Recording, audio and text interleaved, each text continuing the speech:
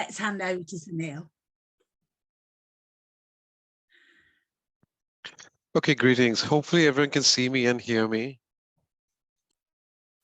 Brilliant.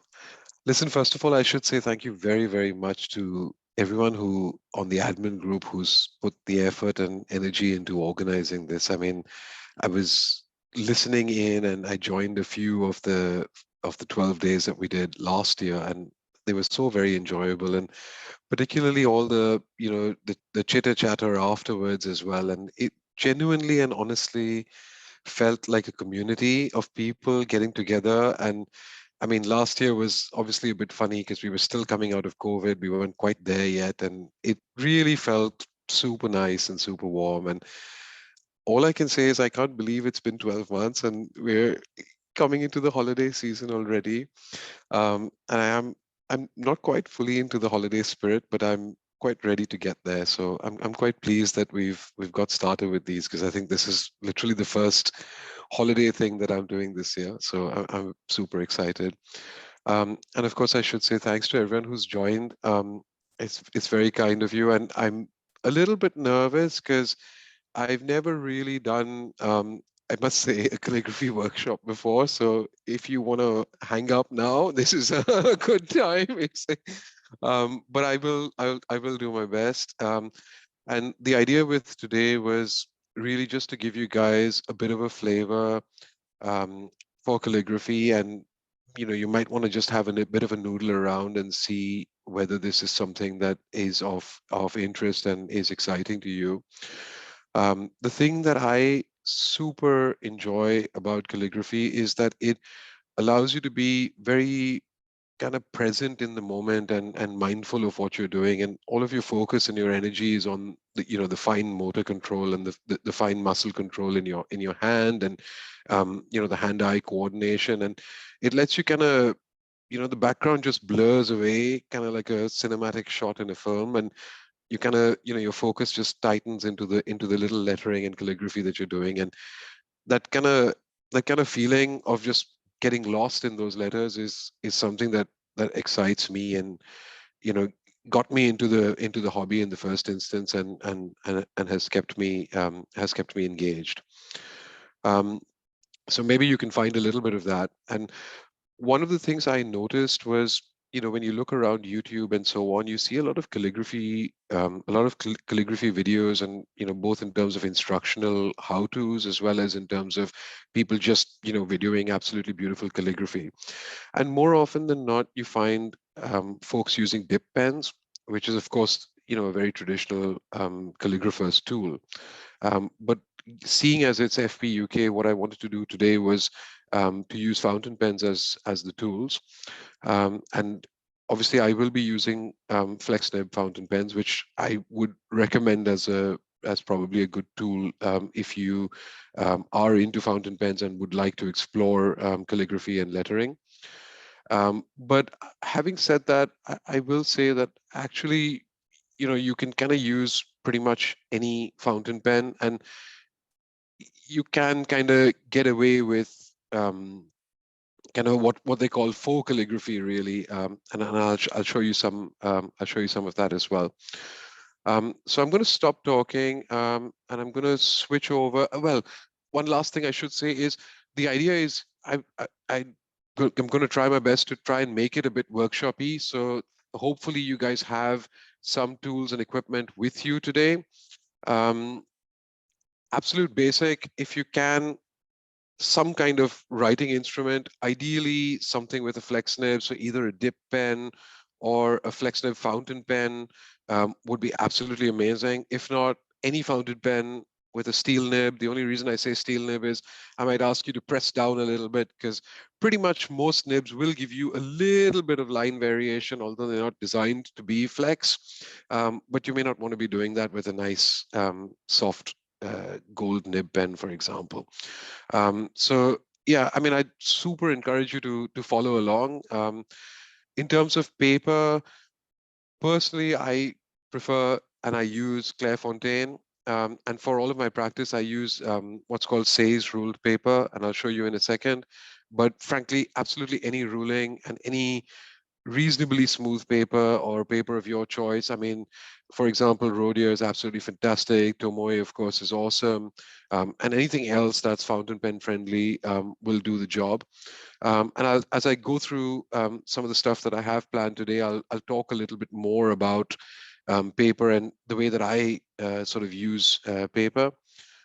And then finally, in terms of ink, I mean, since I'm using fountain pens personally, I'm just using bog standard fountain pen inks. Um, some of you know that I kind of almost exclusively use blue inks, but for today, because it's the holidays, I've eschewed the blue and I've got some holiday colors. So I won't be using any blue, shock and horror. But of course, feel free to just load up whatever you have or your favorite inks, and pretty much anything should be fine. And if you are using a dip pen, then more pigmented calligraphy inks obviously work a little bit better because they're a little bit more viscous and I held a little bit better on the nib. Having said that, it takes a little bit more control, but you can use um, dip dip pens with fountain pen ink as well. It's a little bit more runny, so you have to be a bit more careful. Okay, so I'm going to get rid of the talking head now because I think that's kind of my introduction pretty much done. And hopefully everybody should be able to see my desk. Um, anybody, a thumbs up just to make sure I'm awesome. Thank you. And this is kind of loosely the agenda for today. And I kind of spoke about some of these bits in terms of the materials that we're going to be using.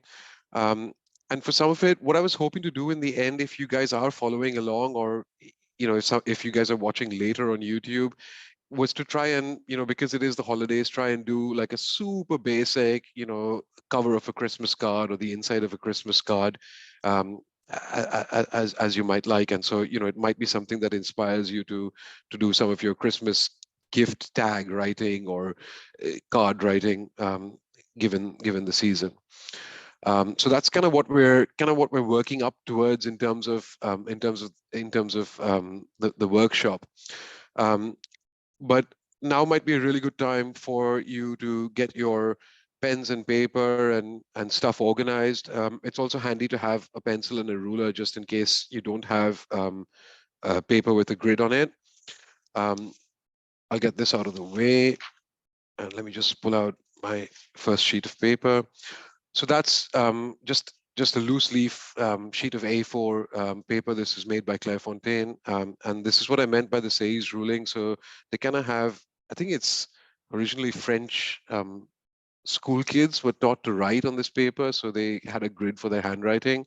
But I personally find it quite handy and quite convenient because one of the annoying things about calligraphy is either having to draw a grid or having some kind of a sheet and then only being able to use lightweight paper on top of it so you can see through and see your grid sheet and so on. So this kind of thing is super helpful. But of course, any lined paper or dotted paper or whatever you have, or even blank paper is absolutely fine. It's not a big deal. And in the absolute worst case, if you are using a blank sheet of paper like this, you can just put your scale on and draw a couple of lines if you want to keep things neat and straight. Cool. So the first thing I wanted to talk about was just the difference between regular handwriting and calligraphy. Um, and when you're writing, I hope everyone can see maybe I need to move this up a bit so you can see the nib as well. There we go. So just handwriting. So, super messy cursive handwriting, or, if you print your letters. And I think, the movements, the fine movements that you do with your wrist, and particularly if you're writing cursive, it doesn't matter if you're writing italic or not. Um, it's all about just getting the word onto the paper, and it's incredible, even from something super messy like this, how easy it is. Can everyone see what can it, is it like fairly in focus and so on? It's out of It's focus. very faint. It's out of focus for me. Is that better? I'm just adjusting the light. No. No? Oh, okay, hang on. Let me see if I can just do something to make this a bit more visible? Hang on a second. Set focus, how do I do that? Properties. Sorry, a few technical bits.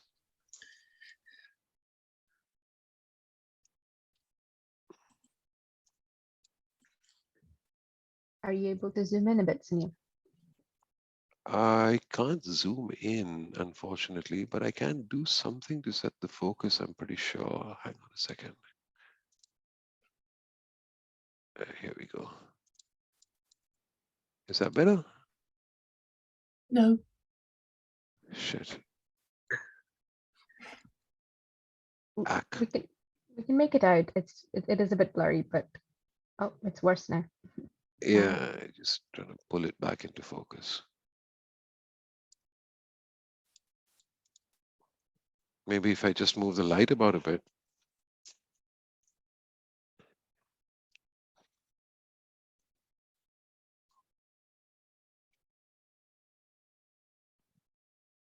Your pen was in focus, but the paper wasn't. That still isn't. What? Oh, is that what it is? I just need to bring it a bit closer. Is that better? Yeah. A bit.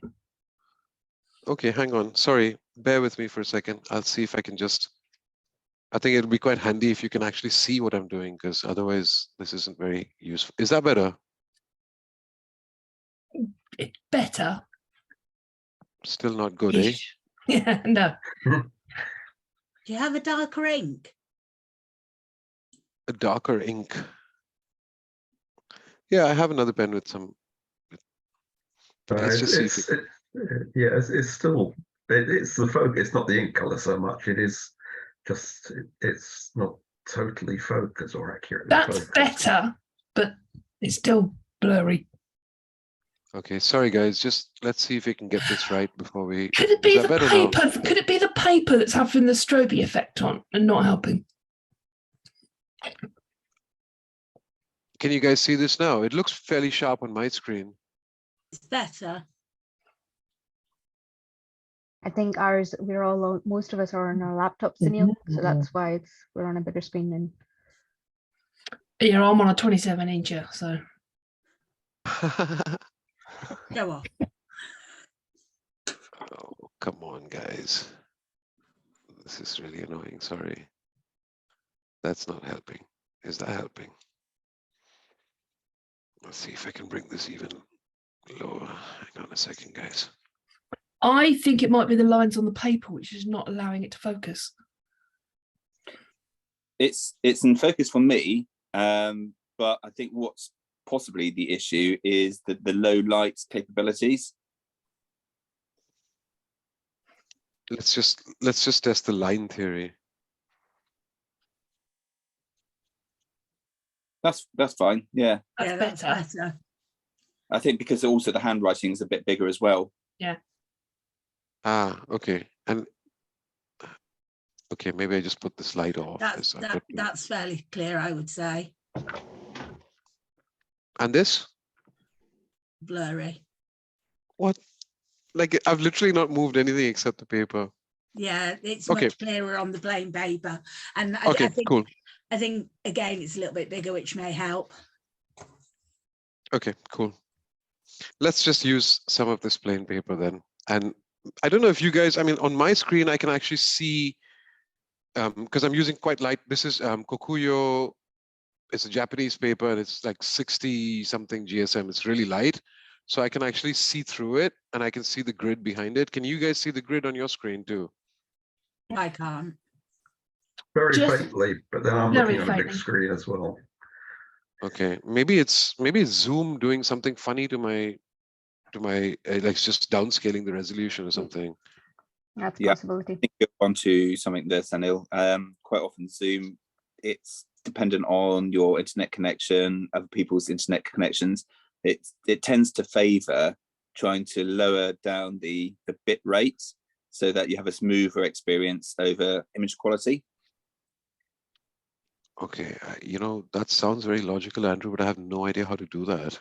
you can't do anything about it. It's basically Zoom just doing what Zoom does, just so that Okay. everyone's experience. But we can see that. It's Okay. faintly there. It's not, you know, the grid is visible, but it's very, very faint. Okay, cool. As long as you tell us which lines you're using, that's fine. Okay, cool. I mean, let's just press on, I guess. And if just feel free, I should have said at the start anyways, but just feel free to interrupt with any questions, or stop at Google.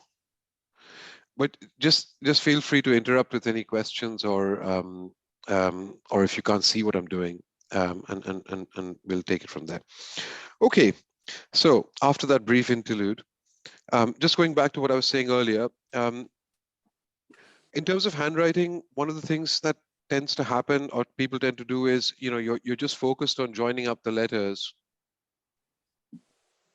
as quickly as you can, and you aren't really moving or lifting your pen up too much. And it's a very different skill than calligraphy. And with calligraphy and lettering, it tends to be very much about it's almost like drawing in some sense. So, you know, it's similar to when you print something, for example.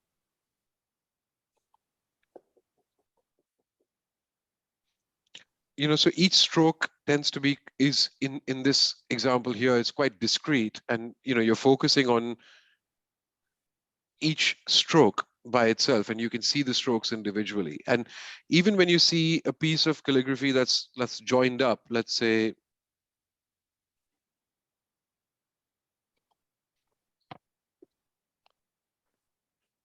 you know, you'll notice that I'm lifting the nib up off the paper after each stroke.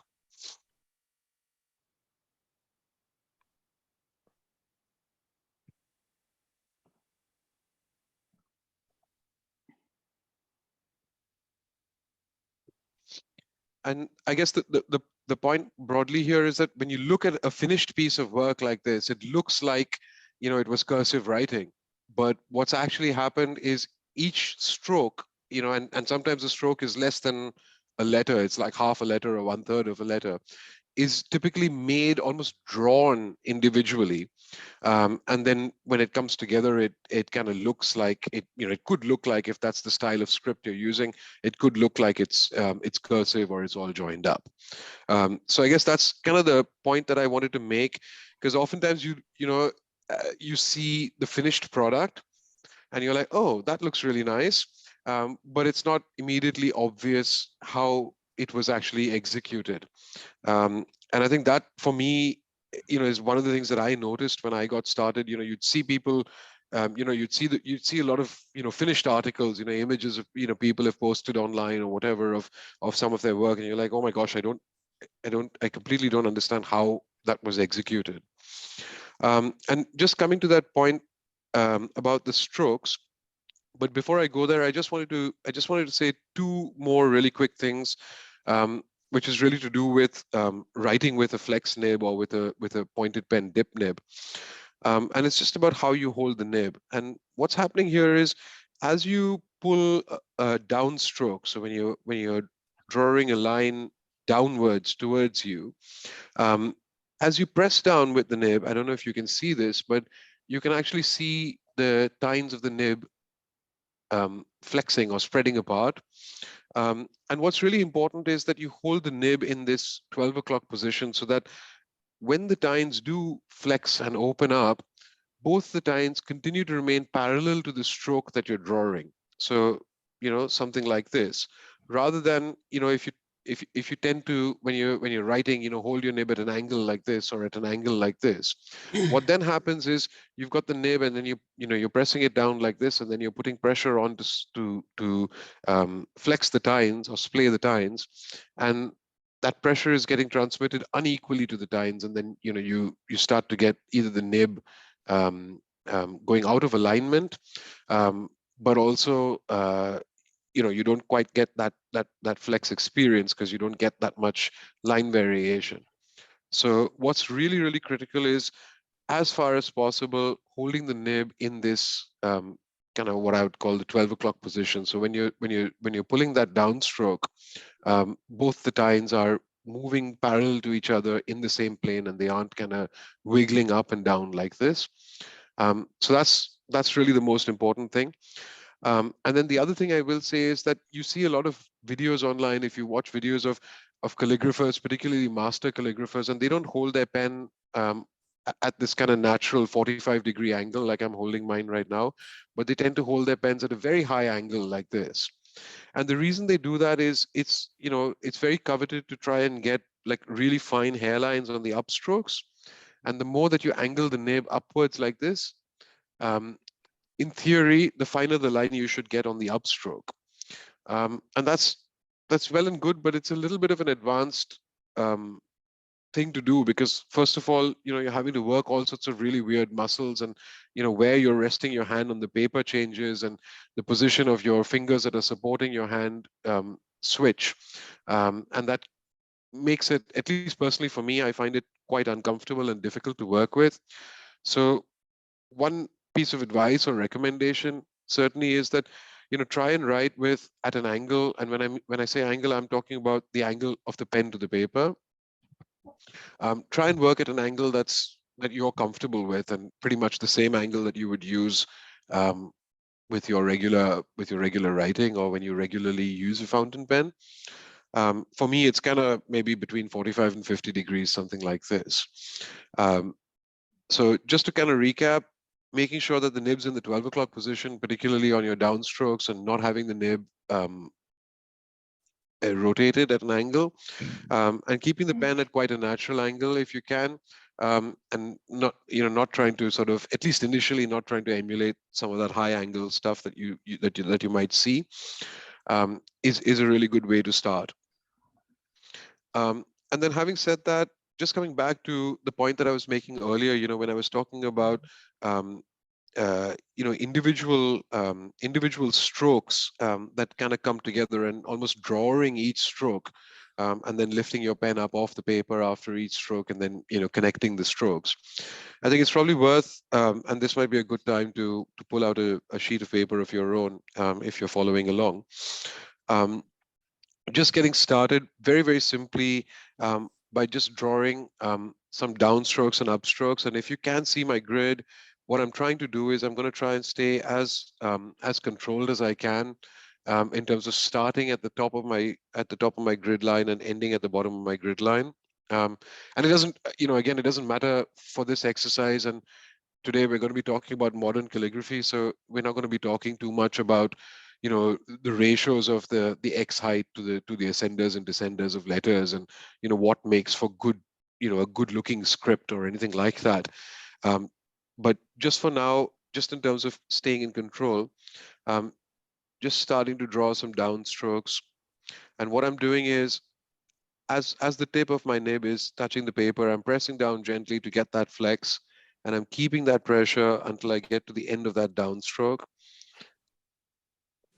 And just in terms of the practice or the focus, what I'm trying to do is I'm trying to keep the height of these lines uniform and aligned to the grid behind. And to some extent, I'm trying to make sure that the white space between the lines is uniform as well. And that's just a good practice thing to do.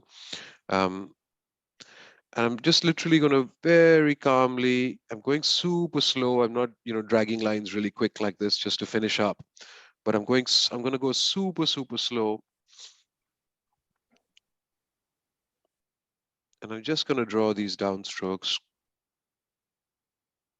And if you're following along, just try and keep the space between the strokes as even as you can.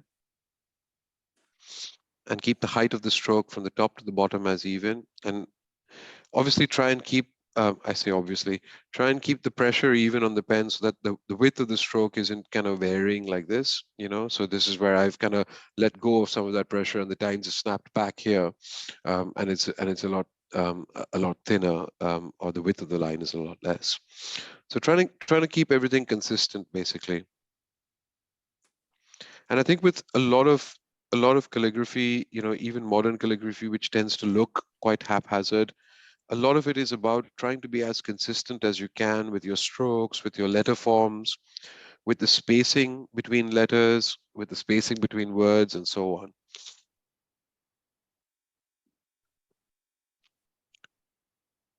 So I'm literally just doing these downstrokes, just getting kind of warmed up. And then what I tend to do, or what I'd encourage you to do as well, is just go back and have a look and see, where you feel things were maybe a little bit wonky, or maybe, the spacing wasn't equal, and just kind of be mindful of these things and try and control and correct them. And let's get rid of this sheet of paper and grab another one.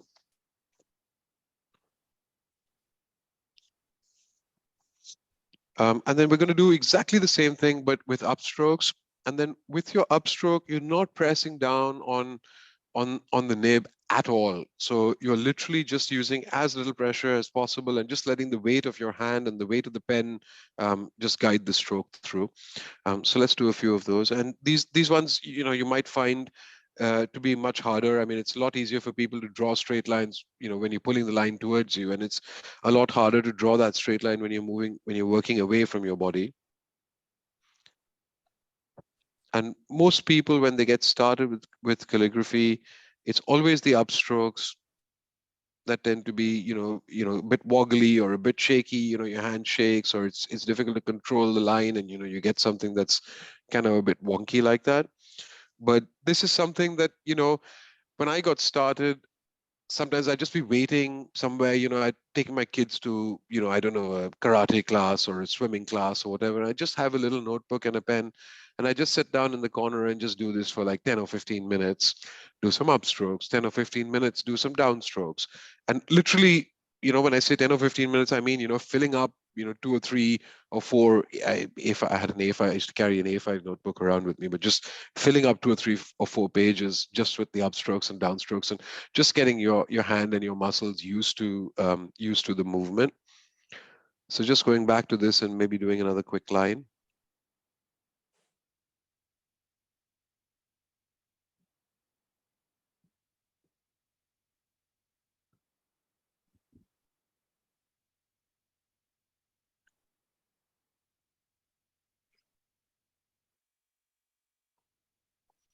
So, I mean, you can see already, like, I'm not super warmed up at the moment. So, the spacing in between these two isn't that great. This line is a bit wonky. So, it just takes a while to get your hand into it and used to it. But this is a good kind of exercise as you start learning, and it's a nice exercise as you get warmed up before you write that super fancy Christmas card or whatever it is. So those are the two absolute basic strokes. So just because I got rid of the other sheet of paper, so it's the downstrokes like this, and then it's the upstrokes like this. And then the next two things are what's called upturns and downturns. And as the name suggests, essentially an upturn is you're just combining an upstroke with a downstroke, and you're kind of just turning while you do that. And that kind of a shape is a big part of many letter forms.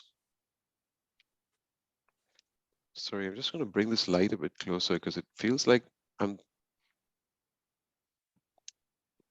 chucking some shadows in.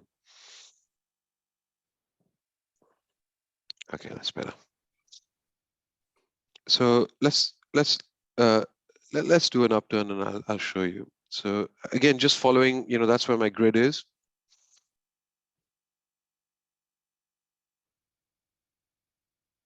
So just like that. So, this part, I've got no pressure, and I'm moving the nib away from my body. And then I get kind of to the top here, and then I'm pulling the line down. It's like a downstroke that we practiced here. But of course, it's not exactly a straight line. And here's when you're putting a little bit of pressure on the nib to get that flex. So obviously, you see the line variation between the upstroke bit and the downstroke bit as you combine them to get this upturn. So let's do a few of those.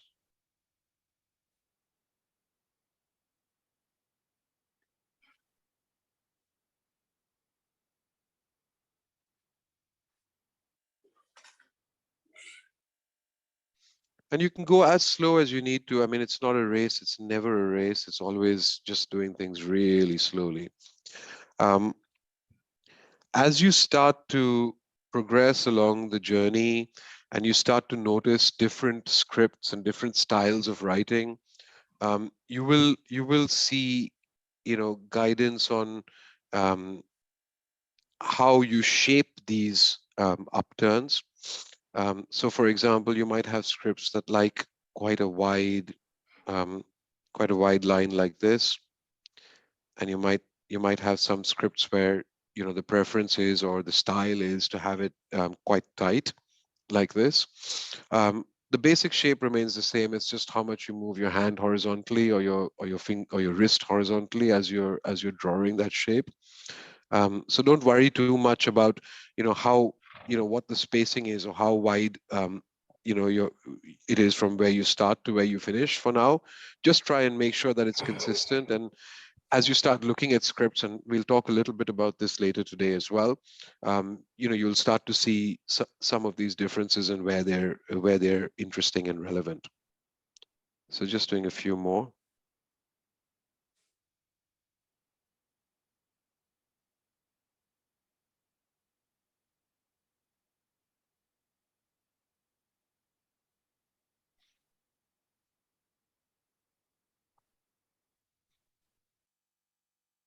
Okay.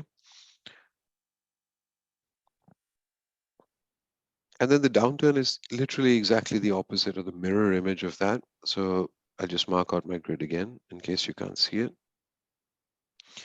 And it's the same thing. We're just going to do exactly this stroke, but in reverse. So we're going to start with the downstroke and then move into the upstroke. And the same story.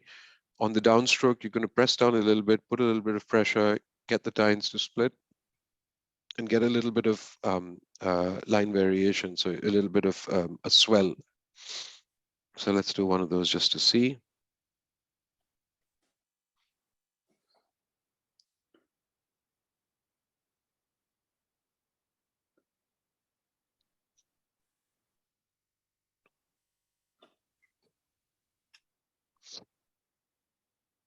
So the downturn.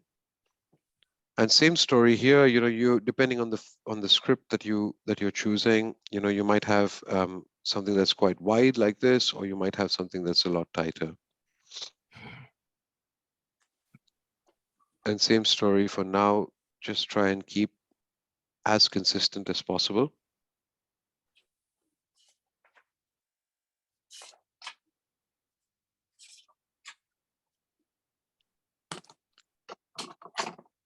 So you can start to see, already with this shape, for example, that's most of the letter U, for instance. So, if you did want to just, without thinking about script or anything, if you did want to do, I'm jumping ahead, but just for fun, because this might be starting to get boring. If you did want to do a U, you just take this shape that we did, and you just combine it with one of these lovely downstrokes here, happy days, there's a letter U. And it might be the same for the reverse, which is, let's say, a lowercase n, where you might just do that. And then you start to see what I mean when I say script, right? So for example, you might have something a lot wider like this, and that could be an N2. That's an N2. It's just a different N. It looks a bit different. And depending on the script that you're using, you might have, this might be what's called for rather than this. But just to give you a sense of what we're going to, what's coming next. And then the two other things that that are worth just practicing a little bit. One is just the letter C, or that shape of the letter C, and that's used. That stroke or that shape is used a lot. Just marking out the grid again. That shape or that stroke is used a lot again in the formation of a bunch of different letters. So what we're doing here is we're just doing just a little bit of an upstroke, going round the C, putting pressure down as we start going round the C here. At any time when the pen is moving towards your body, you're putting pressure down and you're getting a wider line. And then we get to the bottom, and then we drop that pressure right away, and then we just go up a little bit. So let's do that. No pressure, pressing down a bit, and going back up. So that should hopefully look like a letter C to you. Just do that again.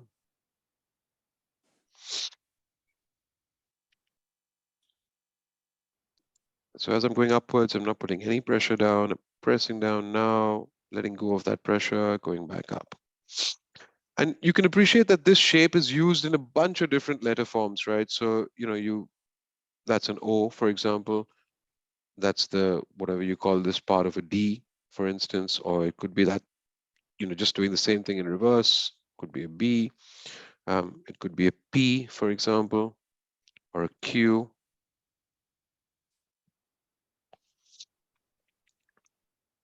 And of course, it could be a C.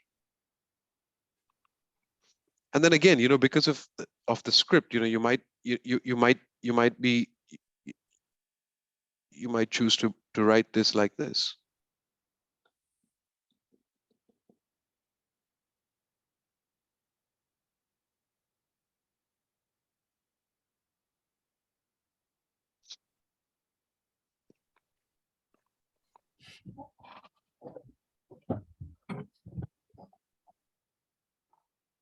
So really useful stroke, because it forms a large part of many different letters that you'd use.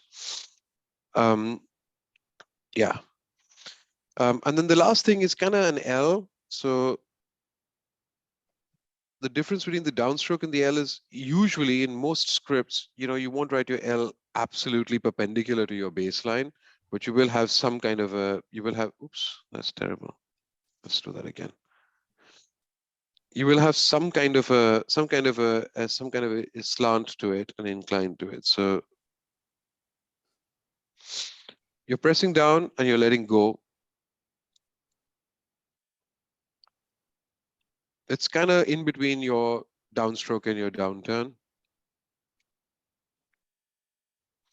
And this is used massively with, for example, I mean, of course, the L, but any of the letters that have ascenders. And so essentially, just to kind of summarize where we are,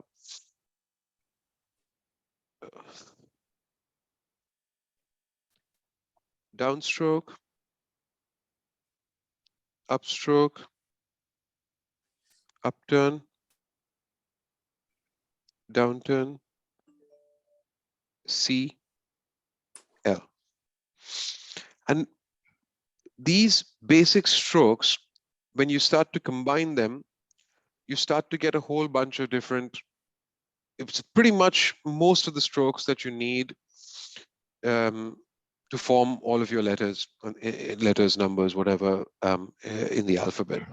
And there's one other thing that's used, which is kind of sometimes called an entry stroke, which is sometimes used in some scripts. So it kind of looks like this. It's kind of this bit of the upturn, something like that.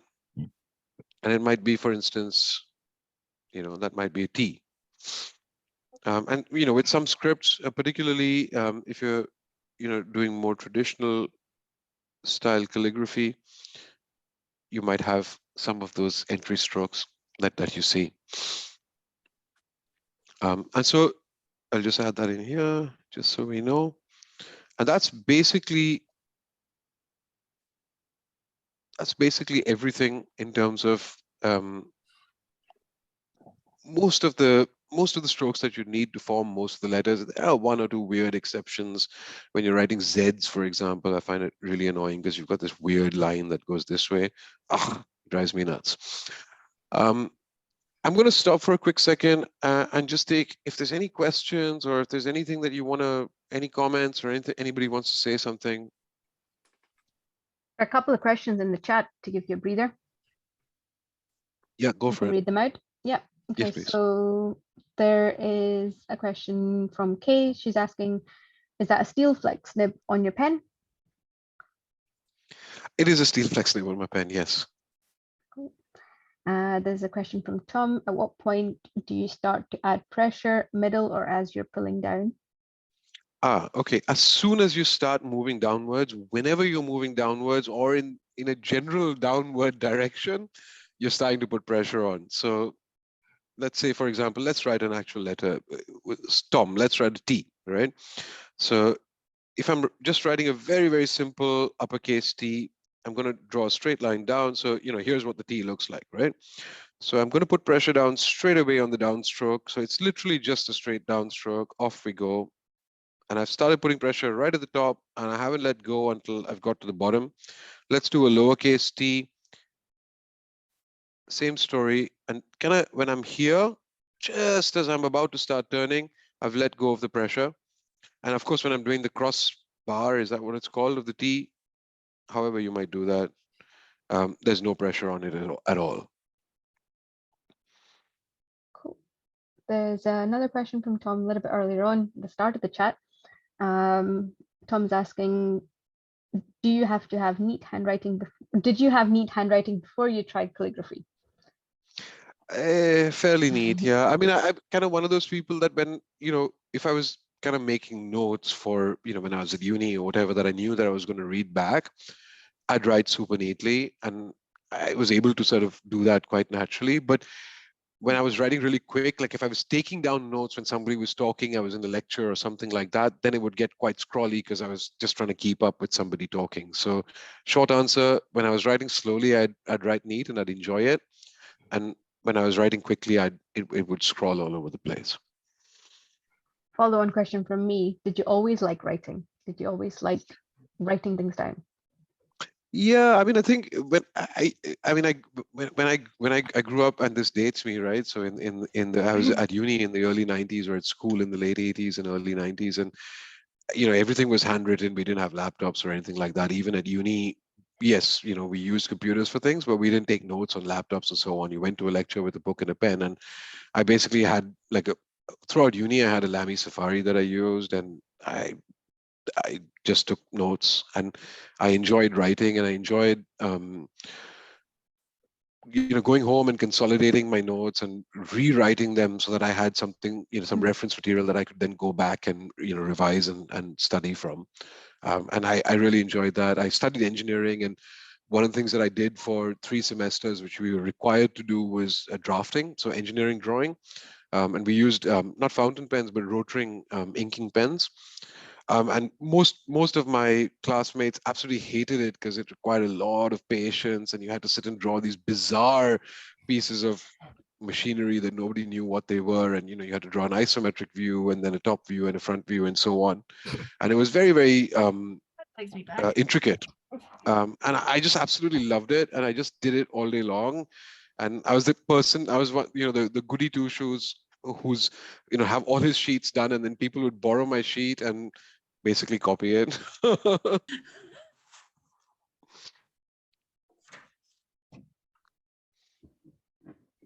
was a question, I think, as well about how much time do you practice a day, or how much time do you recommend practicing? I mean, at the moment, I'm super lucky that my job requires me to write a lot.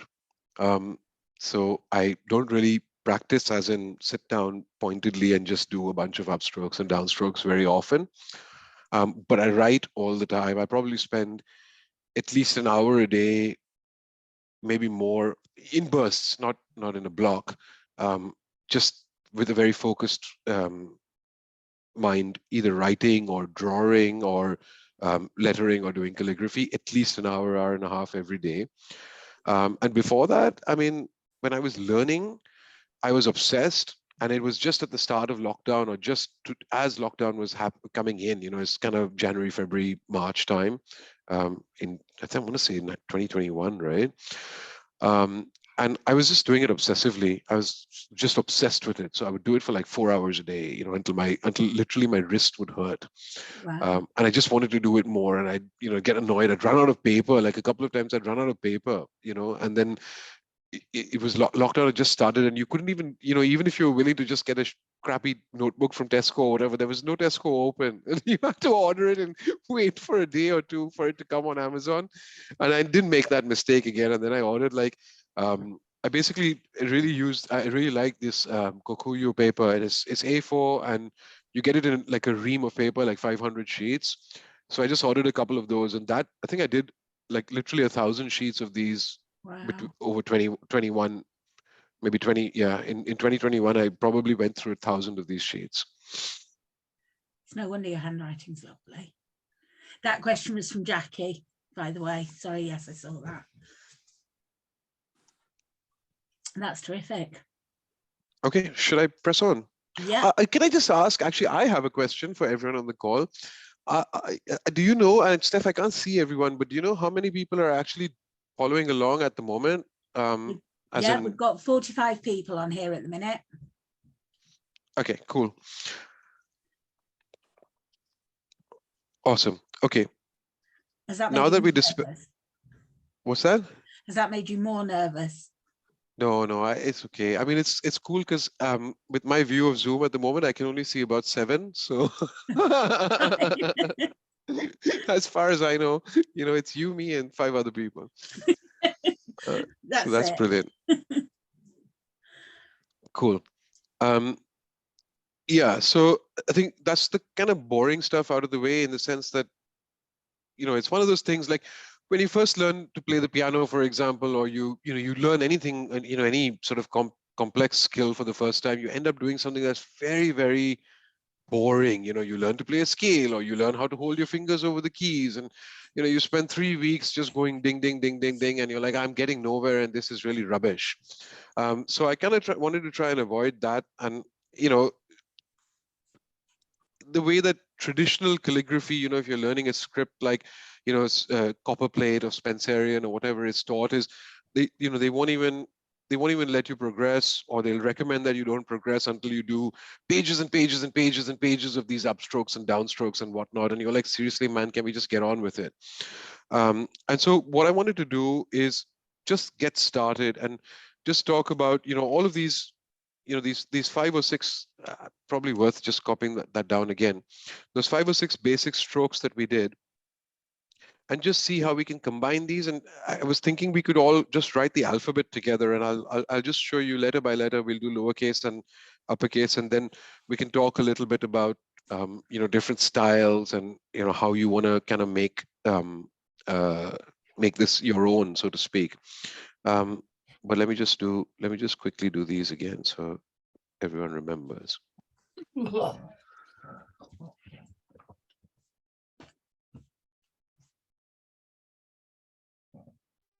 Okay. And then let's just start, and let's just literally we'll start with the lowercase, and we'll just do A to Z. Hopefully you can sort of more or less see what I'm doing. Okay. So, and this is, again, I'm kind of self-taught, and I've, a mix of reading some stuff and watching people on YouTube and, books and so on. So, it is a bit of a bastardized script, so to speak. And, we're not going to get into specific and formal scripts. So you can make this your own. There's no rule that says that this is how you should write the letter A. But there are some general guidelines, and it's probably a good idea to follow some of those. So I'll try and talk through some of those, and I'll just keep marking out the grid while I go along. So what I like to do when I'm writing my A, just simple modern calligraphy, absolutely no kind of embellishments or no making it my own or anything like that. I like to do the entry stroke, and then I do that C shape that we spoke about, but I keep going a little bit until this line is almost joined up. It's almost joined up. And then I'm going to do this L shape that we have here. And I goofed it up a bit there, but I'll do that again. Maybe it is joined up.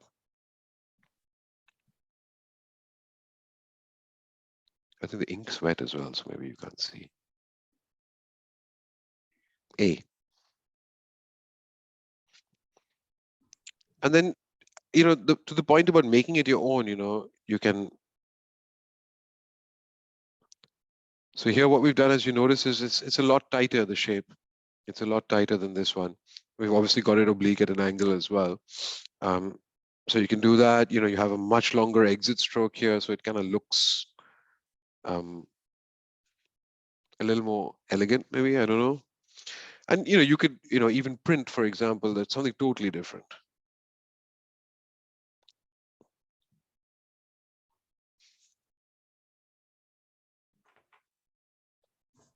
But for now, because that's different strokes. And then with the B, just the downstroke, and then we're going to do this upturn. And that's the B.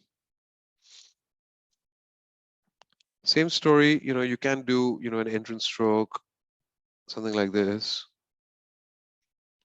You can do a little bit more of an embellishment. So I'm doing an entrance stroke here, the downstroke at an angle oblique.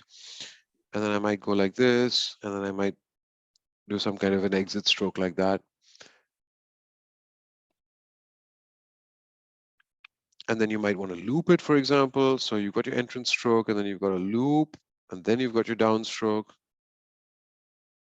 And you might do something like that. So it's the same basic letter form, and it's the same basic set of strokes that you're using, but you're just depending on the style of lettering that you're doing, and depending on your your personal sort of taste or whatever, do you like something sharp and simple and crisp? Do you want to and it looks different when you connect the letters as well, right? So let's do, for example, I do an entrance stroke. I'll do a super simple B like this, and I'm going to write the word bat, B-A-T. So now I need to write an A, and I want to connect these letters. So I'm going to use this kind of a shape with the exit stroke here, and I'm ready to connect that A that I'm going to write. Here we go with the A. And then I've got an exit stroke on the A, but I'm not going to do anything super fancy like this because I know I've got the T coming. And here's my T. And then for the cross stroke of the T, you could just draw a straight line like this, or you could, embellish it a little bit if you wanted to. You could have just as easily drawn a cross stroke like this. You could have drawn a much shorter cross stroke if you wanted. So there's a lot of opportunity for you to work with these basic strokes to make letter forms, and for you to work with the style that you like to form the letters the way you like. And the only thing I would say is that you should try and keep it consistent. So I've chosen this B, I've chosen this A. If I had chosen this B and this A, it would have looked a bit weird, or this B and this A. So if I do this, for instance, and then I try and somehow connect it to this A that I had like this, that looks really weird. Because I've got, this thing is oblique, it's got some kind of angle to the letter. This thing is absolutely straight upright. There's no easy way to connect these strokes. You could maybe try, but it's still going to look. So, if I do something like this, maybe, it just looks all sorts of wrong, right? So that's what I mean when I say consistency. Just trying, whatever you choose with your letter forms, you try and stay consistent through the letters when you're writing them. And then what are you going to do with this T? Are you going to go like this? Oh my gosh, this just looks like something's falling off the page. And if you go the other way around like this with the T, then it looks like the A is falling off the page. And similarly, it's also about spacing between letters. So if you write your B here, and you write your A, fairly tight, like there isn't much, it's fairly tight. And then you go and you write your T here. That's looking a bit wonky. Although, we've got some degree of consistency with the letter forms. We've goofed up a bit on the spacing, and that doesn't quite look right. So it's just with things like the spacing, the choice of style of letter form, you want to try and stay consistent. But then, you can break the rules sometimes as well. And we'll talk about that in a few minutes when we do the Christmas card, just writing Happy Christmas at the end. So let me just continue. So C could be like this, could be a more oblique C, but it's the same thing. It's that C shape, obviously. And I just chose to do an entry stroke here. You don't have to do that. It could be just like that. That's fine too. And then D is exactly that same C shape, and then your downstroke. So that's your D, super basic. You could have an entry stroke and the D, and then an exit stroke if you like. You could have an entry stroke. You could go this way, and then you could do a loop for the D if you like. That's good too. You could have it oblique.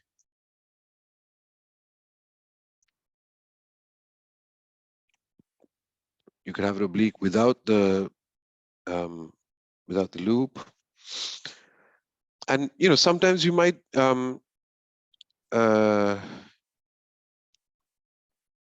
let's say let's say I'm writing the word sad. Sad is a good word because it doesn't have any other ascenders.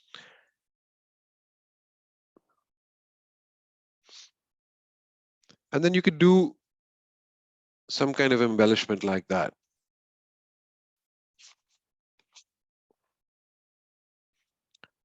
So you have lots of opportunities to have, flourishes and embellishments and so on. And, as you start working through, and you have, a line of text or a quote or a paragraph of text, you'll see these opportunities where, you might be able to kind of, the reason I chose the word sad was because there's no ascenders here. So, you could have this crazy long stroke like this that loops into the D.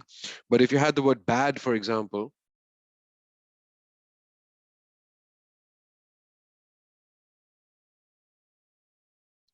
now you're in a bit of a jam. Am I going to start here and go like this? It's going to look a bit funky.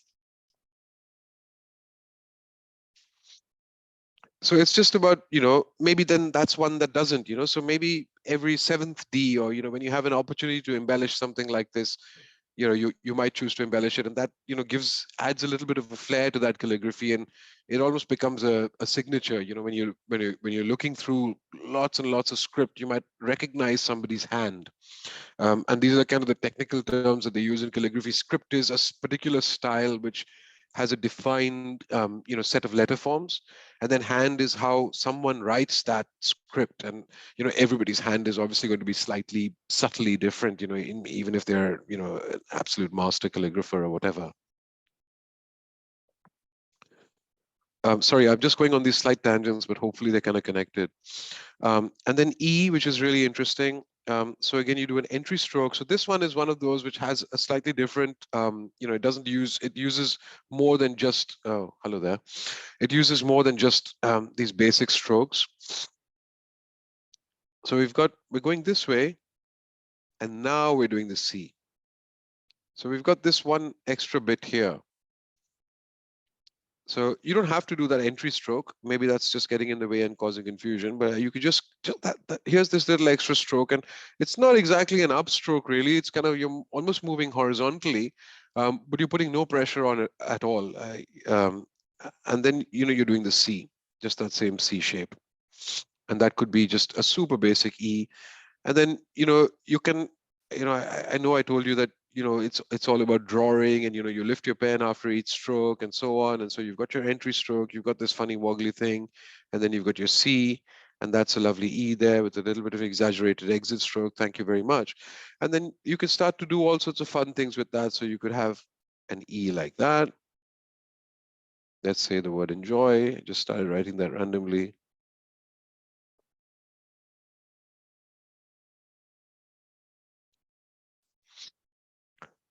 So, if you've got an E at the start of at the start of a letter, at the start of a word, sorry, you can kind of exaggerate that entrance stroke because it kind of merges or blends quite nicely into this funny upstroke shape that the E has. That's E. And then F, it's kind of this stroke that you have here, but you're just, you're kind of going in the opposite direction. So let's do that. So just a little bit of a flick, downstroke, and a flick on the other end, and crossbar, and that's your F. And then of course you can have it with an entrance stroke and a loop. It's the same thing. I just want to point out it's literally the same thing. You've got the same, you've got that same stroke that you're doing here. On both of these, it's just that you're adding this entrance stroke and loop, and you're adding this loop that kind of becomes the crossbar. So if I write that a little bit slower so you can see that again. So you've got the loop, you've got that downstroke, that L-shaped downstroke thing. Sorry, ink is misbehaving. And then I'm just going back, and I've exaggerated that a little bit so you can see, and that just kind of merges into that loop that you're doing to come back up, kind of just merges into the crossbar of the F, and that becomes your F, and that's kind of your baseline, I should say, because I don't know if you can see the grid. So that's F, and sometimes writing like this, it's nice because then you can mix it. You can, it kind of just becomes the next letter, you know, that stroke, that exit stroke. So let's write the word friend. So we go straight into the R. So that exit stroke is quite nice. Whereas if you did this kind of an F, you can't quite do the same thing with the R. Then now you're forced to go back and do your R again.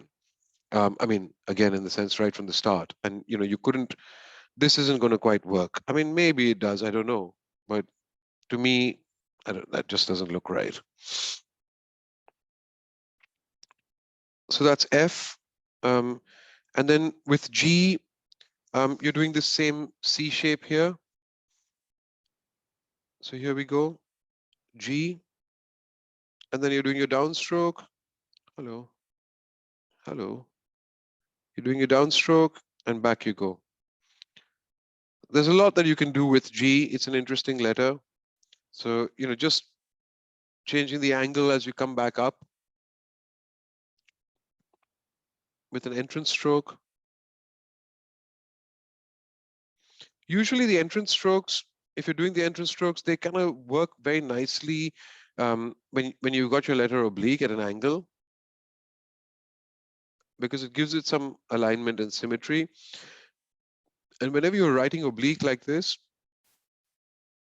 writing tighter with those shapes gives it a bit more elegance, a bit more symmetry. So what I mean is, when I say tighter, is like, let's say you have an O, I haven't done it yet, but oops, sorry. Let's say you have an O, you know, this thing is almost symmetrical. But if you're going to write it like this, you're almost, now that's an ellipse. It's become so much tighter than this. And, you know, if you write, that's okay. And here, much tighter. The shapes are much tighter. The ends much tighter as well, you notice. I've gone completely off grid there, sorry. Let's get rid of this sheet of paper and get another one.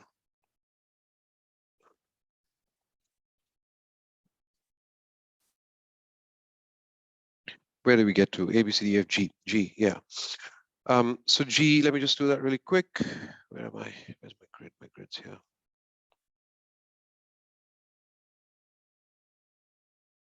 So that's G. You could do it like this. You could do it like this. You could do all sorts of really cool things with the G. You know, you could go around with the loop and you can go back up, you know, coming, ing, you know, that's a common ing.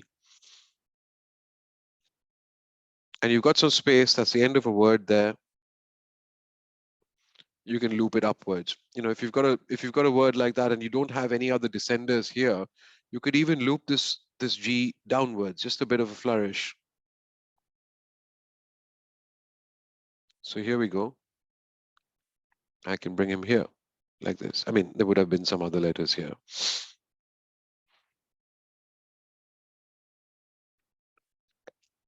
And same thing if you're writing at an angle.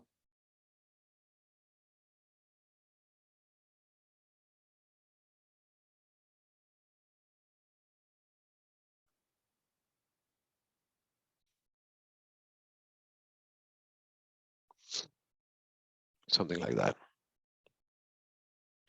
So that's G, super basic, and then you can kind of develop wherever you want to go from there in terms of the script that you like, or your own style, or embellishment or flourish. What's after G? H. H, downstroke, upturn, super easy. Downstroke, upturn. Same thing, you know, you could have an entrance stroke, downstroke, upturn. You could go this way, no worries. Same story. Again, you know, when you go oblique, you know, exaggerating the upstroke, because, you know, you're waiting for that next letter is going to come here, right? High, whatever.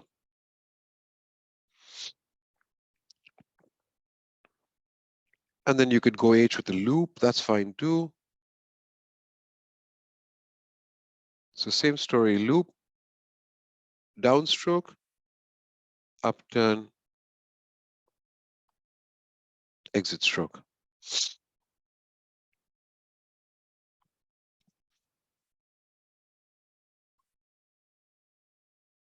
Hopefully that makes sense. I, super easy. Again, it's this shape, obviously. So here we go.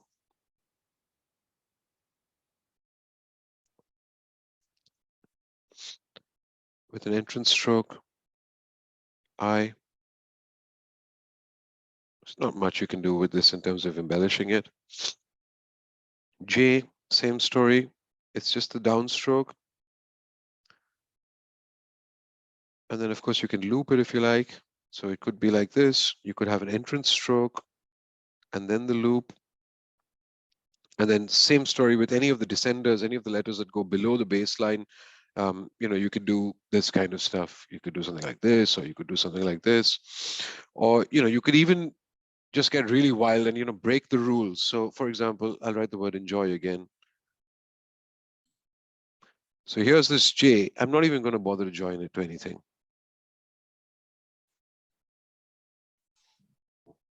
And I mean, what the hell is this? It's completely random, but it looks interesting. And enjoy. You might be part of, hope you enjoy your holidays or something like that. But obviously, when you start doing crazy things like that, you've got to keep in mind that if you had another line here and you're going to write something else here, that's going to get all messed up. So you do need to think a little bit and plan stuff like that out. But I do like doing that sometimes with descenders, particularly on the last line of a paragraph or something like that, just going really wild, even with the Y. So you could do the enjoy like this. So just writing the J regularly and then going crazy with the Y. Maybe not. Doesn't look that great, does it? So sometimes you fail. Okay, J, K. Really easy. So this is one of those that has a little bit of a woggle in it. It has more than just those basic strokes. So you're doing a downstroke, you've got something funny here, and then you've got something funny here as well. So basically this bit here is it's like an upstroke, but it's at an angle. So zero pressure, you're moving the pen upwards. And then here it's kind of like a downstroke or like part of a downturn or something slightly different. And I mean, I suppose this bit is now an exit stroke. I've just exaggerated. So maybe it would be like that. And same story, you could, in terms of embellishments, sometimes, you might write a K with a loop like this. That's cool. That loop is just like that C that we did. Where's that sheet of paper? Here we go. It's just like this, but the mirror image. Maybe I should just write that here too. Just really quick. Oh my God, what have I done? It's paper ink bleeding through from the other side. It's just like that. I've made a bit of an inky mess, sorry. So you could have that K with the loop like that. And then you could just, again, you might have it with the loop like this. You could have it with a loop and then you could go like this. Maybe, I don't know about that, not so great. You could have it with an entrance stroke and just sometimes, with this here, just once you get to the top of this stroke where I've literally just pushed down a little bit and I've just got almost like a blob of ink. I don't know if you can see this, but it's literally just like a little blob of ink there. And it kind of gives you this shape. So, it kind of looks like this, if that makes sense. And that's where your blob of ink ended up. To get the K like that, and you could do it here as well. Just a little, almost like a little, just a press of the nib at the end of that upstroke or fine stroke, whatever you want to call it, and you just get that little gloopy kind of thing that looks interesting. I quite like that. I kind of like to write my K's like this. K, what comes next? L, piece of paper.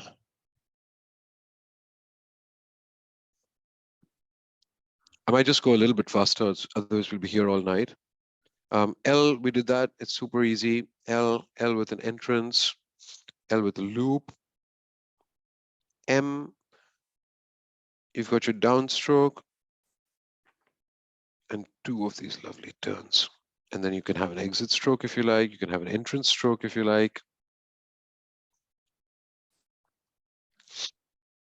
You could have an oblique like this. And then, you know, how tight or loose do you go? You know, how much space do you leave here? You know, do you go like this, or do you stay really tight and go like this?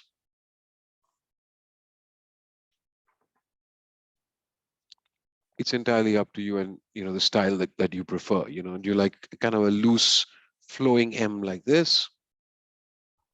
Or do you like a really tight and defined M like this?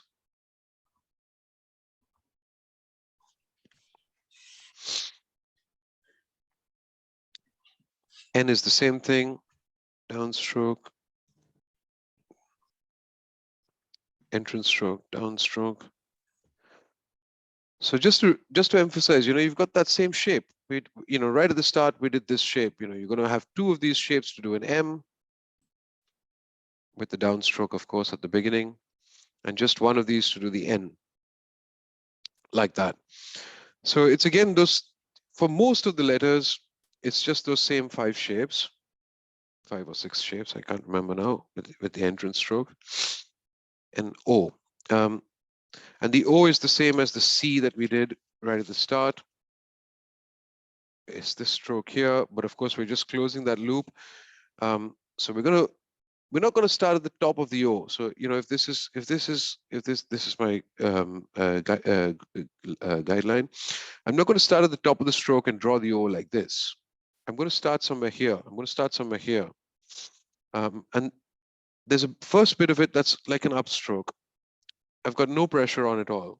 And now I'm putting pressure down, let go of the pressure and try and join back up. Not so great because it didn't quite meet perfectly. Let's try that again. So a little bit better. This is hard to do. It looks very easy when I'm doing it, but if you're trying this yourself and, you know, these lines are not meeting, it is hard. These lines are kind of fairly fine or hairline. If you're using a pointed pen nib, it's going to be really, really hard, and it's going to take a lot of practice to get these 2 lines to meet. And your O's are going to look like this, where they're not meeting, or they're going to look like this. And what the hell is that? But it just takes a little bit of practice and perseverance. And one trick that I've learned to kind of fix this is that's your exit stroke. You know, if you've done your O and these lines don't quite meet, just press it down and that's your exit stroke. Happy days. Look, nobody really knew. Maybe you drew a perfect O. So again, just that little woggle of ink, just like pressing down a little bit on the nib, just to give you a little bit of ink there, and then just drawing your exit stroke. So I don't know what's a word with O. Hot. So I've done a rubbish O, it hasn't met nicely. I just give it a bit of a woggle there, and the T, and maybe it was fine, you can't really tell. Oh, P. So that's your baseline, downstroke, and this kind of opposite C, the inverse of the C, this kind of shape. Same thing, you can do it with the entrance stroke. P is cool because you can do the same exit stroke that we did with the B when we did bat here. So let's have a look at that. For example, let's write bat.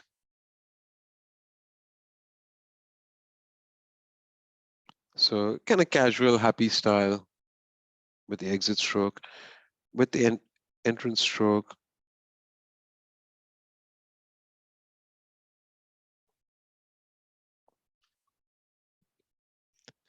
And then, of course, you can also write P, particularly with some of the italicized scripts with Spencerian and so on. You can also write P like this. So that's just your downturn that we did here. That's this shape.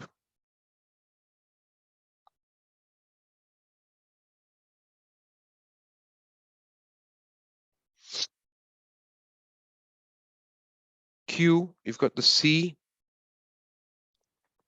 downstroke, and here's a different one, something else. And that's your exit stroke there. You might have an entrance stroke here, Q.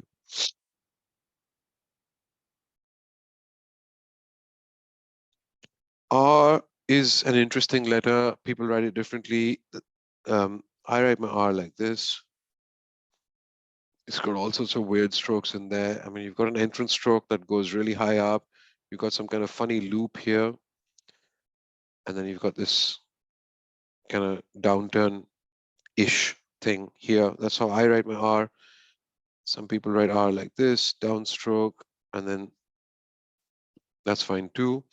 But this is one of those letters that doesn't strictly use all of those. So I don't know. Great. Let's write great. So that's how I would kind of just the exit stroke of the G would just become that first bit of the glyph of the R, and then it goes into the loop and comes back down. And that works with all letters. Well, I say most letters. So break, you could write BR. Same thing. So that exit stroke of the B just kind of becomes the R. With some letters, it's a little bit different because you don't always have the exit stroke coming from the base of the X height of the letter. So for example, OR. So you've got your O here, and now your exit stroke of the O is going to come this way. And what do you do now? Because you don't, this bit of the R is missing. So what I do with this is I just go O, and then I go to the loop straight away. So that's my OR. And it might be in another word, like say for example, FOR.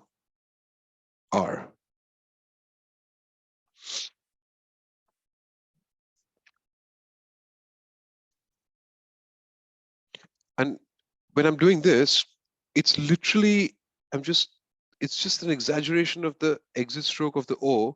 And when I'm coming here, I'm doing that same little trick. I'm not actually making a loop. I'm doing that same little trick. I'm just giving a bit of a glob of ink like that. And then I lift my pen up, and then I go back down here, and that's my R. O, the little glob of ink, and then the R. So I'm not actually doing this. I mean, it's very exaggerated, but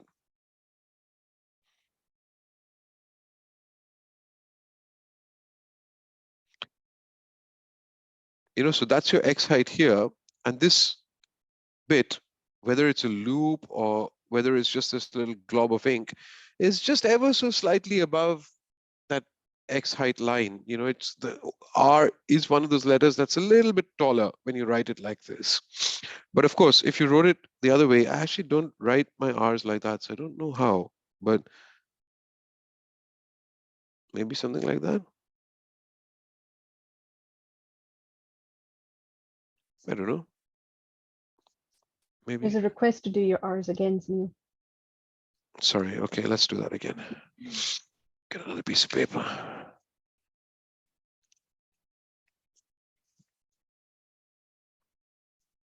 Okay, so it is a tricky one, and it needs a little bit of practice because it's unusual. It's different than the others. I'll do it quite large, okay? So you can see. So you've got an upstroke. The upstroke is going past the height, the X height, the height of your normal letters. I'll just write an A here, just so you can see, okay? That's a lowercase a. So here's your R. The upstroke's going up. It's a bit of a loop, and then it comes back down. So I'll write that here so you can see it without. That's how I write the R.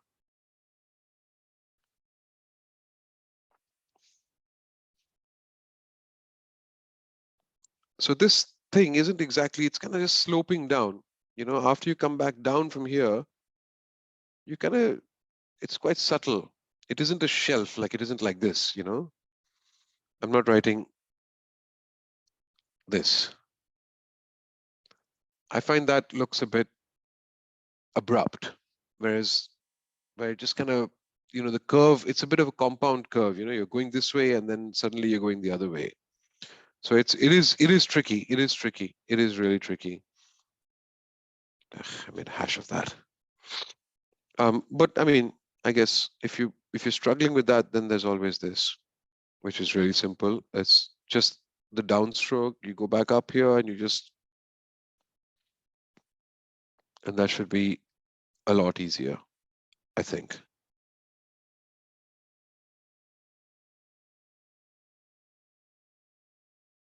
Woohoo, that's rad. S. So I do my S's like this. Another one of those letters that if you do this way is a bit different. Well, if you do anyway, it's a bit different. It's got some of these other weird strokes that's not part of those standard strokes. So we've got this sort of entrance stroke or whatever you want to call it going all the way into the letter. There's a bit of a loop at the end, and then you're coming back down.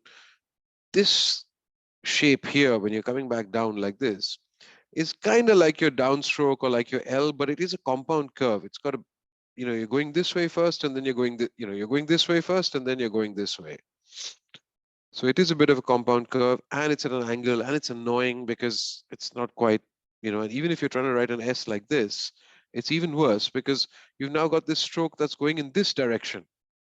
And remember what I told you right at the beginning about trying to keep your pen parallel to the direction that you're drawing the downstroke. You're holding your nib like this. And now instead of drawing your downstroke like this, you're having to draw your downstroke in this direction. How the hell are you supposed to hold your nib? Are you supposed to turn your hand, to woggle your wrist like this? That's going to be super uncomfortable. So it is annoying. I find S super annoying. I always get annoyed with it because I don't like this oblique line, this bit of the S. So I kind of cheat and I do this. And particularly, I tend to write at a slight angle when I'm doing my calligraphy, like my preferred kind of script or whatever, just my default. And then what ends up happening is this line ends up becoming a straight line. So if I'm writing my S and I'm, I'll write my name, for example. I was just about to say you must find your name really annoying if you find the S really annoying. Super annoying. I mean, I escape it obviously with my name because I write a capital S and then I can, embellish it and goof around with it a little bit. But what I've done here is I've cheated because of this, because of the oblique. I've now got this compound curve almost as a straight line. And I'm able to pull that downstroke quite happily without having to woggle my wrist around in any funny way.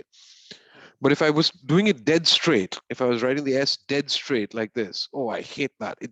I can feel the nib grating because I'm forcing the nib to go this way and I'm forcing the nib to go at an angle. I'm not turning my wrist because I'm not accustomed to doing it and it's uncomfortable it hurts here to do it like that. And I can literally feel the tines of the nib. I can feel it on the paper and I'm like, oh no, not another S, and two S's, one after the other. Oh my gosh, I just, think about a synonym for that word and not write that word. Happy Christmas, God bless. No. Let's just keep God out of it. No blessing.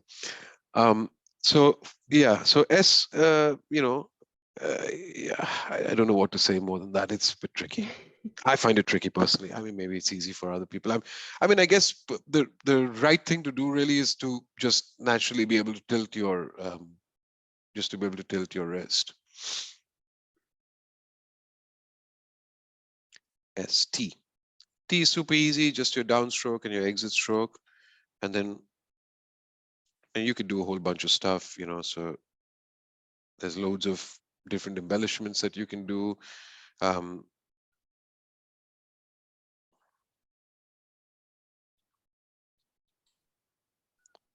So thanks. And what I like to do with something like this, you often have a TH, right? I don't have a problem with the crossbar of the T going across the H as well. So I'll quite happily do my crossbar like this. I mean, some people, it bothers some people and they don't do it and they'll just do a little crossbar like that. But I don't mind, and I quite like that.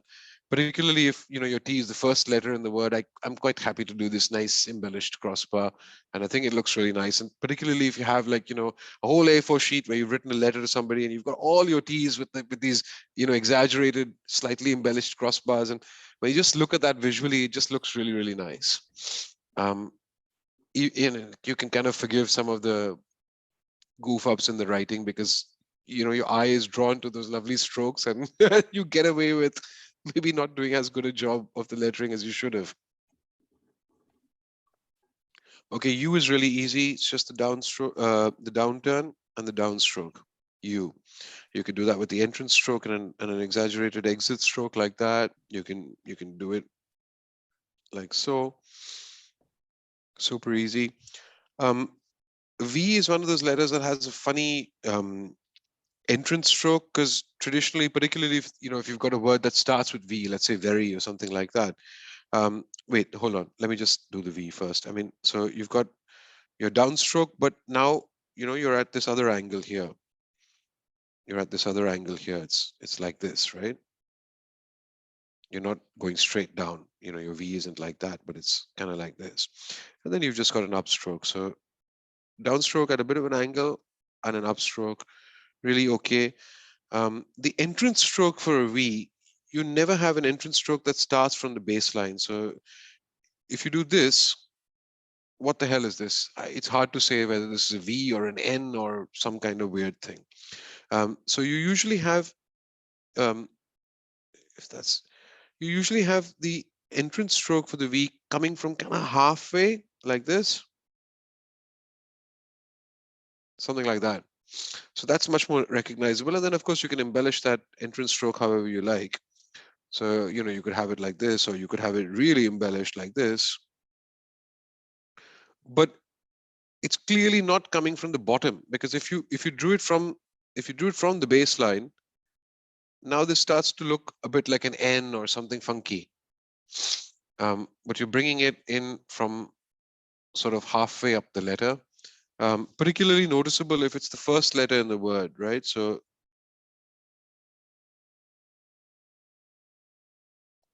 for example, bringing it in, here's your baseline here, right? So bringing it in from halfway up. Same thing with the W. It's essentially the opposite of an M. So you've got your downturn and another downturn. Thank you. Broadly speaking, you've got an entrance stroke that doesn't start from the baseline. And then, depending on your scripts, like look what I've done with these downturns. I've almost made them straight, just a much shallower angle or a tighter angle on the downturns. That's cool too. You can have it really loose if you want, let's write the word. What's the water? I think I've run out of ink on this thing, man.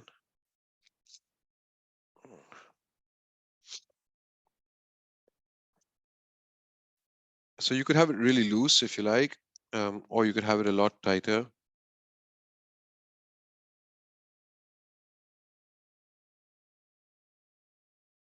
I mean, it entirely depends on, again, the script and the style that you're looking for. I mean, that I just wrote that really quickly, but you could, have, let's get it on a sheet of paper. You could have something that's really loose that actually looks really nice too.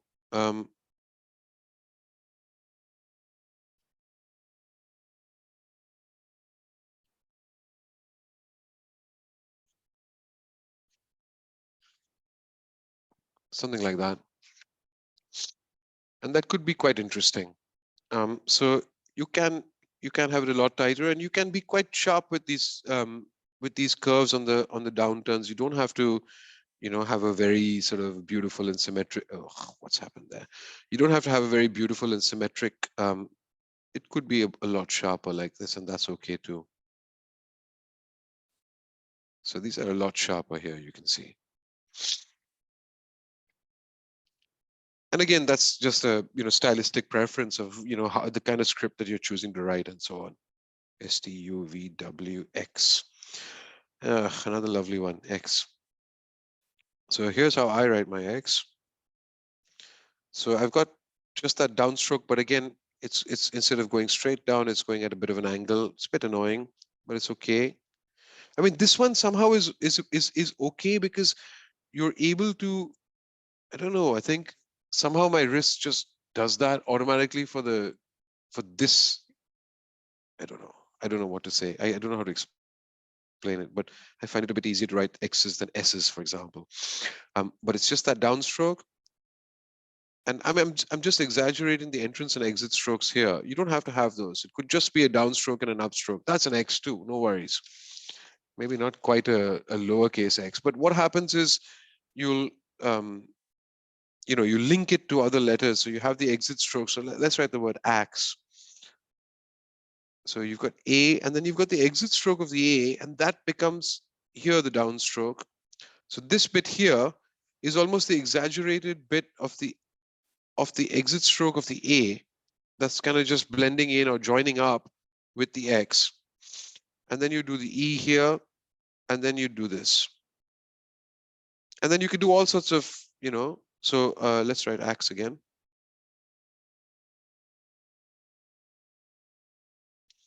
And, you know, you could do all sorts of crazy things like that, for instance.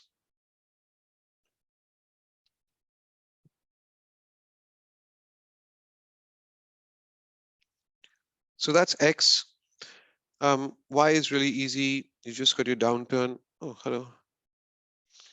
You just got your downturn and downstroke, and then you've got the loop if you want, or you don't have to have a loop. You could just stop there.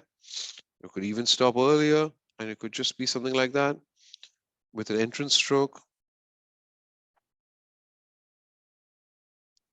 And as I was saying earlier, somewhere, maybe I did enjoy sometime earlier, you know, where I just kind of embellish that upwards like that. You could do what's a word that ends that doesn't have a, okay, let's write the word happy. That's good. Happy Christmas. We're going to do that in a minute.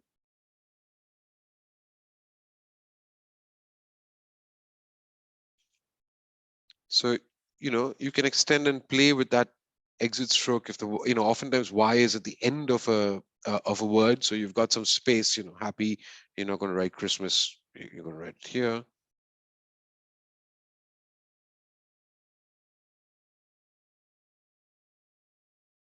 You know, exaggerate that stroke a little bit so it kind of matches. Really exaggerated cross stroke on the T. Not bad. You can kind of see that it's all part of the same family or style, if you like, you know, even with the flourishes or the embellishments. That's why Z, another funny one. Some people like to write their Z like this. This bothers me again because you've got this funny line where you're having to do this downstroke, but you're having to do it at some kind of weird, really weird angle. So similar to the challenge that we have with the X to some extent, but with the S, it's super annoying. So I kind of tend to write this, but sometimes it becomes a bit, I don't like this. I don't like the shape of this entrance stroke. It bothers me a lot. So, you know, if you're writing, let's say lazy, now I've got to make this entrance stroke. It seems very forced. And now I've got another letter with a descender and a loop. And it's, I don't know, not a big fan. You know, would you write lazy like this? Maybe it looks a bit tighter, nicer, more consistent. So I tend to kind of flip-flop between these two, and I don't really. X, S, and Z annoy me. And I know lots of people get annoyed by O's and R's. I'm okay with those, but these guys somehow don't quite do it for me. So just to recap really quick, and then I'll stop and I can take questions as well. Just to recap really quick. The lowercase alphabet, A, B, the C shape, D is that same C shape and the downstroke. E has this funny bit, and then it's the C shape, the C stroke, E, F, a little bit of a loop, downstroke, a little bit of a loop back. G has got that same C stroke, downstroke, a little bit of a loop, downstroke for the H, upturn, E, F, G, H, I, oops, I is just that L shape. J, same thing, downstroke, bit of a loop if you want. K is a bit of a funny one. I like to do that little bit of a just dabbing your nib there. M is two upturns, downstroke and an upturn. N, O, remember, don't start from the top, start from the 3 o'clock position. It's the same C shape, but you're closing the loop. P is just the downstroke and the reverse of that C shape. Sometimes the downstroke of the P, the stick of the P, whatever you want to call it, might go a little bit above the X height. I actually quite like that. Same thing with the Q as well. It's the opposite of that C shape. Again, you know, this could start a little bit above the X height. It's got this funny bit here, but that doesn't matter. That goes straight into the upstroke of the R. Thank you very much, which is a funny letter. S, which bothers us. Well, bothers me. T, exaggerated cross stroke, happy days, crossbar, I should say. U, it's just the downturn. V is a bit different. I just like to end my V's if I'm doing joined up letters, and then I won't join up the next letter. I'll just leave it, STUV, and I would do my W like this. And then X, Y, and since I'm here and I've already done this Y, I don't going to do this loopy Z, I'm just going to do this. And that's one more thing I'll say, super quick. Just you know, you practice your alphabet and practice your alphabet and practice your alphabet and practice your alphabet, and one day you've got to write a number and you're like, oh, I didn't practice any numbers, nobody told me to practice numbers. So it may not be a bad idea to just, you know, because these sometimes do have a little bit of a, you know, slightly different shapes.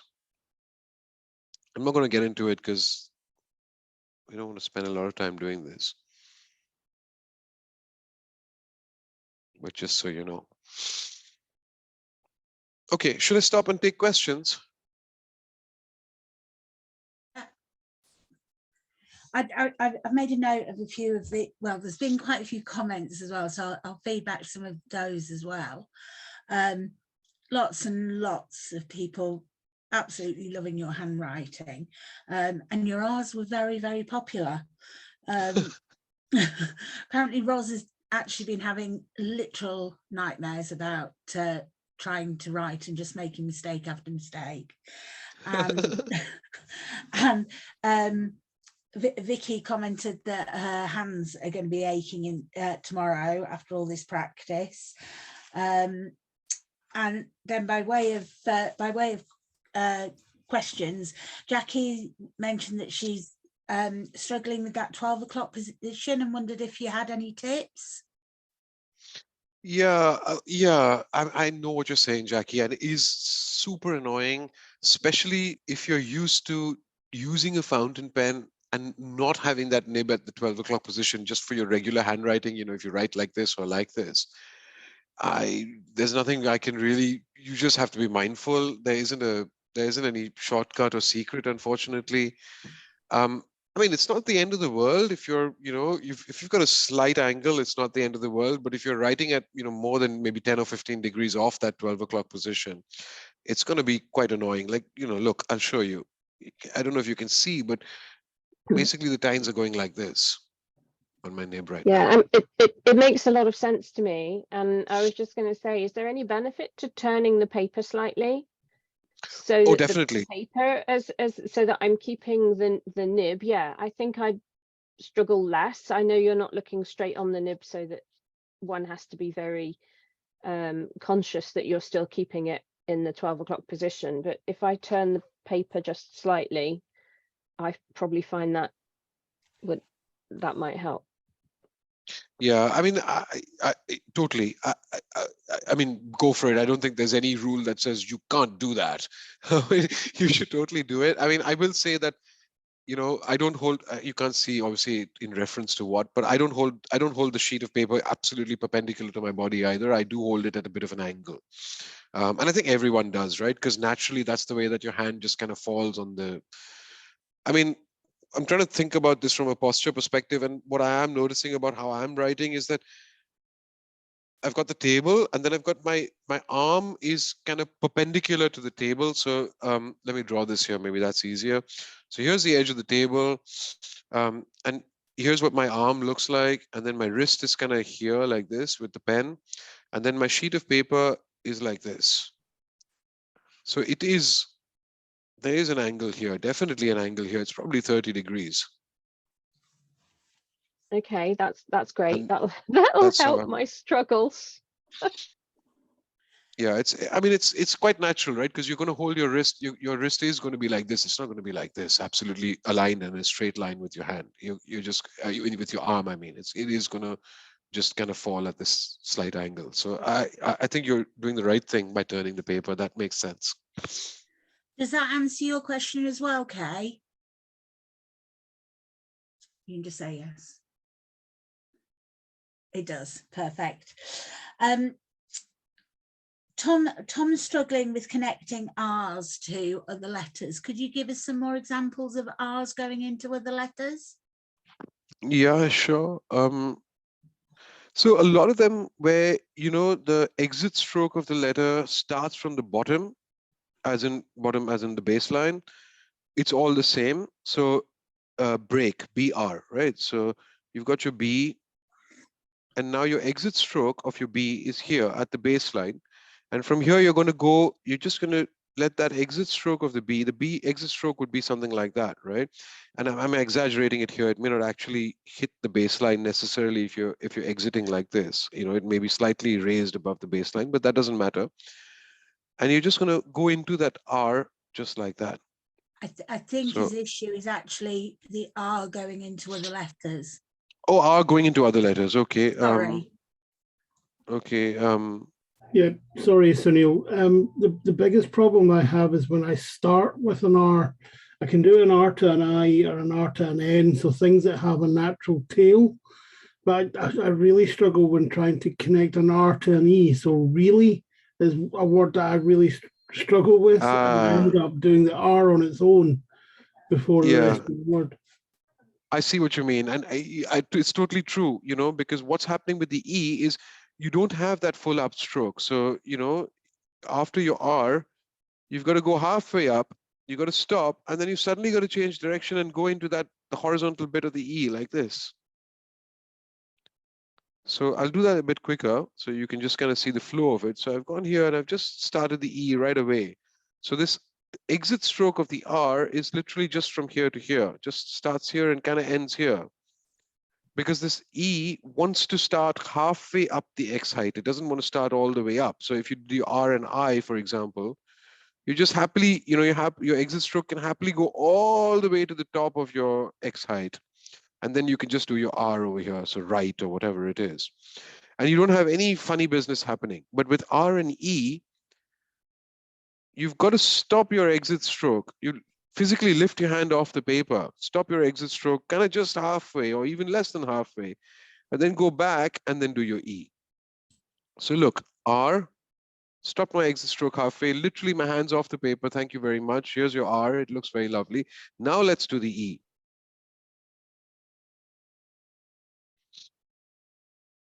So maybe that's like, just don't push the exit stroke. So where you get into trouble is if you push the exit stroke up, and now there's no space for the E. You can't do your E because your E needs to start from here.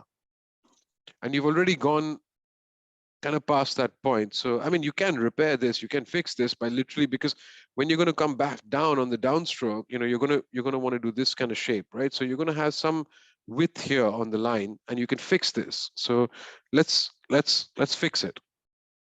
So you've done the R and oops, you went all the way up and now you need an E here. Lift your hand off the paper, go back halfway down the stroke and go to your E here. And because you've got a flex swell here, you've got a wide line here, you didn't see that mistake that this line goes all the way to the end here or whatever. You know, it quite nicely got covered up in this beautiful curve. And look, that looks absolutely fine. You can't really tell the difference between this one and this one and this one. They all look the same, even though we went all the way up to the top. So let's fix this one. There we go. Does that kind of make sense? Yeah, perfect. Thank you. PJ would like you to write a C into an X. Yeah, loads of people do that. That's really cool. It's hard to do though. So you're going to do the reverse C first, like so. And then the right way to do this is a totally different stroke we didn't talk about, is to go this way. And I mean, you've got to make sure these connect. And this stroke is super light. So it works much, I mean, you know, it works much better when you're writing oblique. So let's try and do that.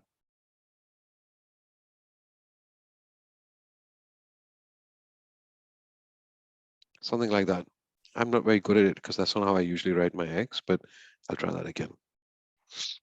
So that's your sort of the mirror image of your C. And then we go back here, maybe somewhere here, and we go super lovely. There we go. How about that? Something like that. This is kind of more, sorry, I was just going to say it works more in uppercase, because now you kind of ended up here, and how are you going to connect this letter to whatever comes next? It's okay if it's the last letter in the word. I don't know, there's too many words that end with X. X, Lex, Sex, Mex, Dex. I don't know. You could write it like this. Holger's asked the question that a few of us, I think, want to know, which is, what ink are you using? Oh, this was my attempt at using Diamine Golden Sands, which is not shimmering today. Sorry. I because it was Christmassy, I wanted to be, so I basically I had 3 pens. I just ended up using one, I don't know, but I have one with green, one with red, and one with gold, thinking, woo, it's going to be Christmassy. And I've just written with this ink, and it's not shimmering, and it looks brown. Sorry. Very shady, it looks lovely. Have we got any more questions? So, what's your favorite letter or word to write? Oh, I don't know. I like the word enjoy a lot. I write it a lot. So shameless self-plug, I actually make and sell fountain pens. And when I do that, I usually, when I get orders, direct orders, I usually write a handwritten note to people along with the pen. And one of the things I write, one of the lines I write in that note, which is almost bog standard for everyone, is, I hope you enjoy your pen. And so I write the word enjoy like 5 times a day on those notes.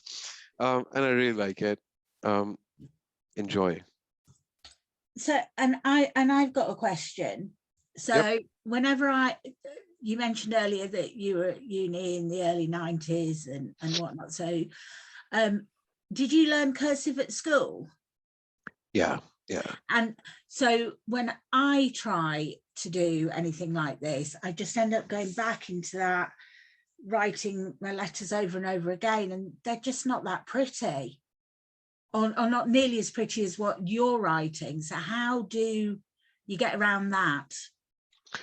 That's a very good question. And I faced exactly that same problem. And in the sense that the tendency is to join up the letters because you're used to cursive writing, so you want to hurry almost, like, you're writing the E, and now you're not going to lift your pen. Why would you lift your pen? You're going to go straight into the N, and you're going to go straight into the J, and you're going to go straight to the O, and you're not going to, look, I wrote this entire word without lifting my pen up off the paper because that's how I write.